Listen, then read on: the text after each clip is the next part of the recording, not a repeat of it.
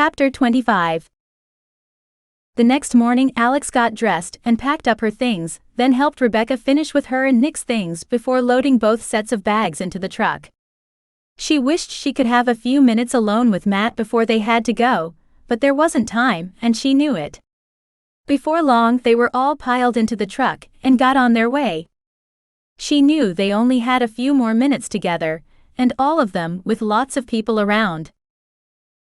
Matt pulled into the arrival and departure lane in front of their terminal, got out, and helped them unload all the luggage. Alex watched as he said goodbye to everyone, before turning to face her. He stopped in front of her. So close she had to look up to see his face. "I'm sorry. I can't handle a long goodbye right now. But I'll miss you and I'll see you in a couple weeks." He kept his voice soft just between them. "I'll miss you." He moved slowly, giving her time to avoid what he had in mind. But she didn't want to. She waited, her breath caught in her throat for his kiss. When his lips touched hers, it was all she could do not to lean into him and let out a moan. All too soon he pulled away. "See you," he said, before getting back in the truck and pulling away. Her chest ached, and she wanted to cry because all of a sudden she felt more alone than she ever had before. She watched his taillights until they disappeared in the tangle of cars coming and going, then picked up her suitcase and followed the others. They checked their bags and made their way through security without any problems. "We found our gate and sat down to wait." "So when will you see Matt again?" Rebecca asked, her voice soft. Alex looked out one glass wall at the planes on the runways. 2 or 3 weeks. He said he's gonna come to down for the 4th. "That will be nice. Have you thought about what to tell your folks?" Rebecca was easy to talk to. She wasn't all that much older than Alex was, and she'd been through a lot, so she understood if you didn't want to talk about something and let you skirt things that were hard. Sometimes it helped to avoid what you couldn't handle, at least temporarily. "I haven't even thought about it." Alex paused. "Mom will understand, of course. But Dad might be harder." "Yeah, they're mated, but he doesn't understand how things like this work for us." She kept her voice low so they wouldn't be overheard. "Mom will help me though, I'm sure." "That's good." Rebecca tilted her head sideways until it rested on Alex's shoulder. "I wish my parents had any clue what it's like. I never knew they're not mated. I kind of feel sorry for Mom now." Alex tried to imagine what it might feel like to discover that her parents weren't mated. That her mother was stuck in an arranged marriage, like the one Rebecca had gone on the run to avoid. She had no clue how that might feel. "It's sad. And scary too," Alex said. "I mean, you were facing the same situation, but you ran." She paused. "I'm so glad you ran. I wouldn't know you if you hadn't." Rebecca took her hand in hers and squeezed. "I'm glad I did too." She ran her other hand over her belly. "So glad."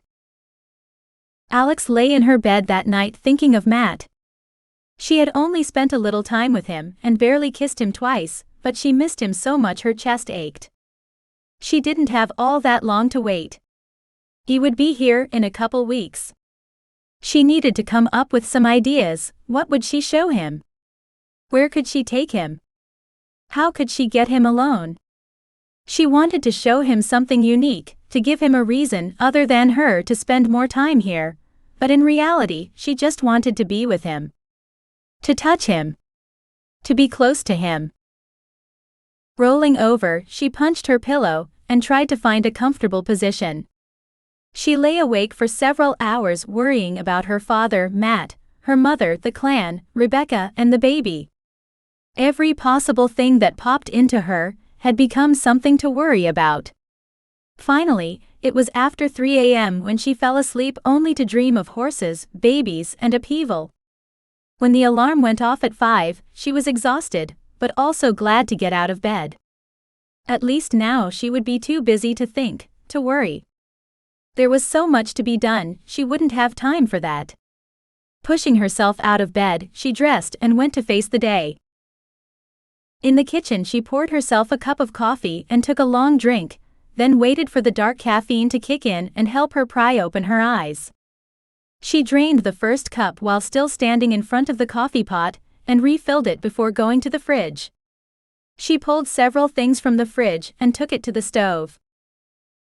30 minutes later, she'd eaten, cleaned up, and was headed out the door. It took her less than 10 minutes to get to the barn where she parked and headed inside. Her father was already there and busy. He was moving from stall to stall with a hose filling water barrels. Alex glanced in the first stall, then headed for the tack room for feed. "How was your trip?" her dad asked as she came back carrying a large bin of food. "Good." Alex scooped food into one feed dish, then moved to the next stall. "Do anything fun?" "I did."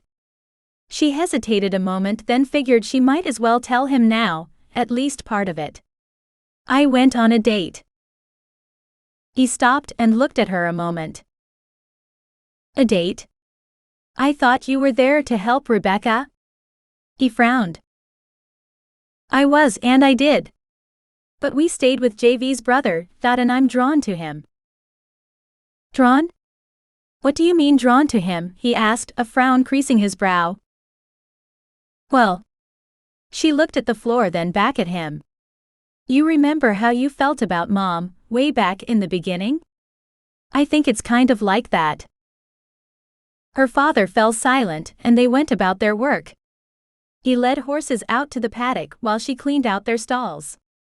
When she was done, she dumped the wheelbarrow on the growing pile of manure behind the barn, then put the wheelbarrow away. She saddled up her mare, Honey, and headed out to the south field to check on the herd. Her father was already out there, and she wanted to see what he'd found. She rode the fence line where she could, making sure there were no holes that needed repairing. As she neared the pasture where the few cattle the family kept were, she noticed that her father wasn't near the herd, but instead close to the tree line on the far side of the open pasture. She checked the water tank and counted heads before turning Honey's head toward where her father was off his own horse and looking around. "What's up, Dad?" She reined Honey to a halt beside his gelding and climbed down from the saddle. "Something's been after the herd." He walked back and forth near the tree line, focusing on the ground. "What do you mean?" "They're all there." She glanced in the direction of the cattle, then looked back to where her dad remained staring at the grass and dirt. "Actually, they're not. One of them dropped a calf 3 days ago, and it's missing now." He never looked up from his search. Looking back at the herd, Alex frowned. "We weren't expecting any calves, were we?" "No, but it happens sometimes. She didn't have a hard time and I wasn't worried about it, but now the calf's missing." "Any reason to think it hasn't just wandered off?" Alex scanned the woods around them for the missing baby. "This." He pointed to the soft ground near the base of a tall pine. Alex bent to get a better look, and the shallow impression and the scent nearly overwhelmed her. "Well, shit. It's what I was afraid of, isn't it?" "If you mean bear, yeah, that's what it is." Alex watched her dad's shoulders slump. "I'll go back to the house and get my rifle. I'll stay with the herd tonight. You can take tomorrow." "To hell with that." She spit the words out. "I'll call the con and get us some help." "There's no need to bother them, it's our problem." "No, it's not. If there's a bear out stealing calves, then it's a problem for every ranch in the area. He'll be happy to loan us a couple hands to help take care of this." "I don't know." He shook his head. "I do. Come back up to the house, take care of some of the stuff close to the house today. I'll get a hold of Nick and we'll get this dealt with." He went to his horse, picked up the reins and paused. Turning back to her, he said, Thank you for everything you do around here. You could leave here and have a life of your own, but you stay to keep us going. I want you to know, I appreciate it.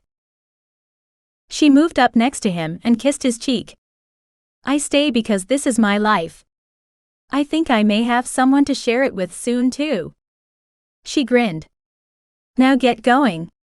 Pulling the cell phone from her jacket pocket, she made sure she had signal before dialing the con.